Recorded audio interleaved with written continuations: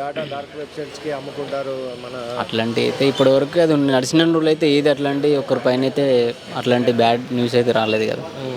ఇప్పుడు అరెస్ట్ అయిన దగ్గరికి వెళ్ళి వన్ బై వన్ మాట్లాడడం చేయడం చేస్తాం. ఓకే. అదైతే దాన్ని అట్లా అరెస్ట్ చేయడం అనేది కరెక్ట్ కాదు. ఇప్పుడు దానికంటే చాలా పెద్ద పెద్దవి జరిగినాయి. ఇండస్ట్రీ వాళ్ళకి కూడా తెలిసినవి ఉన్నాయి, ఓకే. వేరే పీపుల్స్ వాళ్ళకి తెలిసినవి ఉన్నాయి. మంచి మంచి హ్యాక్ అయినా ఏం చేయలేకపోయారు. ఇవేవే హ్యాక్ అయినాయి అనేది వాళ్ళ ఫ్యామిలీ ఇష్యూస్ వల్ల వాళ్ళ వైఫ్ ఏదో పెట్టడం వల్ల ఇది రావడము, అతను దొరకడం ఇలాంటివి జరిగేవన్నీ జరిగినాయి కదా. నార్మల్గా అయితే అంత క్రిమినల్గా అయితే చేయాల్సిందని ఏ పాయింట్ మీద చేయలేదు.